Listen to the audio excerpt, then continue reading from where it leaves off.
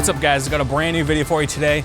Today we're looking at the Tamron 17-28 f2.8, and I'm gonna stop you right now. If you're watching this video and you're trying to think of how to sell your kidneys to get the 16-35 G Master, well, look no further. You should just buy this lens. So this lens is really hot right now. It's pretty much sold out everywhere. It's very similar to the Tamron 28-75 f2.8, and it's because it's so good for the price. And it's one of those lenses that if you shoot wide, it's gonna be on your camera pretty much all the time. So getting into the specs, this is a full frame lens, f2.8 all the way up to f22, and it's a constant f2.8 through the entire zoom range, which is actually 17mm to 28mm. It has a 9 rounded blade aperture with a minimum focus distance of 7.48 inches. So just like the Tamron 28-75, it has a filter thread of 67mm, and it has moisture and dust resistance, so it does have a gasket on the rear, but I would not call this something that's very weather sealed as far as like going out in the rain or anything like that.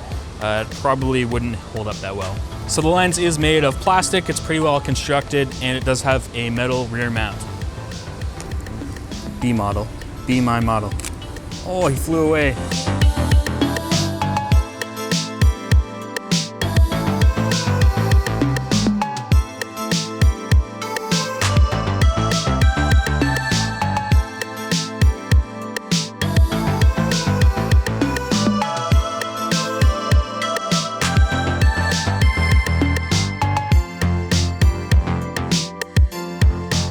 Okay, so getting into the handling, the Tamron 17-28 is super light. It only comes in at 420 grams, so it's perfect for travel. It's perfect for gimbal, which is something I'd really like to use this on mostly. Up until now, I've actually been using the Sony 10-18 f4, which is a crop sensor lens, and this is only slightly bigger and slightly heavier, and it works on full frame.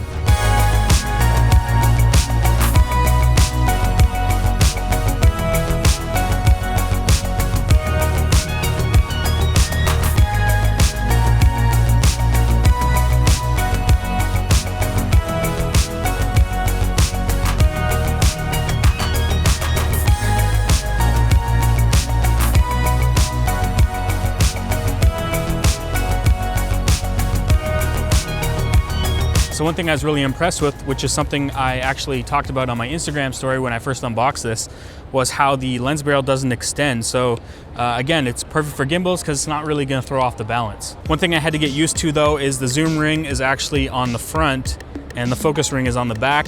It's similar to the Tamron 28-75, but it's backwards to all other Sony lenses. It's almost hard to believe that this is like a 16-35. Obviously it doesn't have the reach and it's not quite as wide, but that's what allowed Tamron to make this lens so small. But it's way lighter than the 16-35 f2.8. And again, it's hard to believe that it's basically the same equivalent. So there is a little bit of a purple flare in there, but it's not like a ghosty flare. It's mainly just showing the light coming through all the elements. It's got a nice sun star though.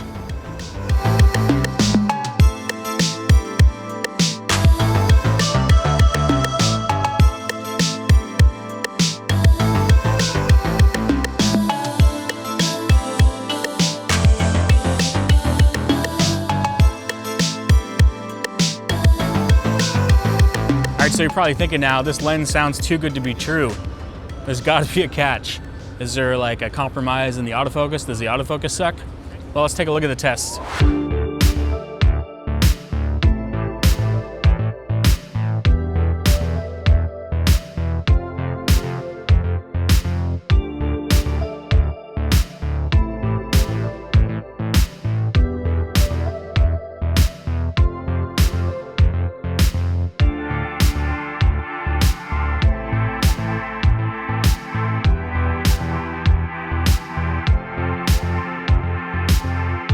So if you're unsure about buying this over, say, the 16-35 G Master or even the 14-24 f4 or the 16-35 f4, I would say like don't really look any further because this lens is basically as good as the G Master and it's smaller.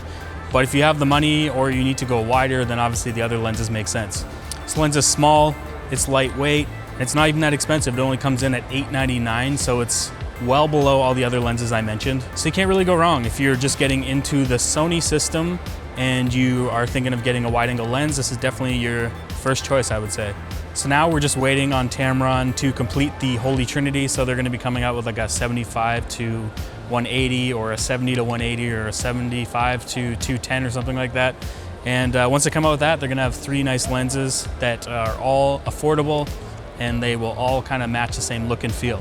Anyway, that's it for this video. If you liked it, give it a thumbs up. If you disliked this video, give it a thumbs down twice.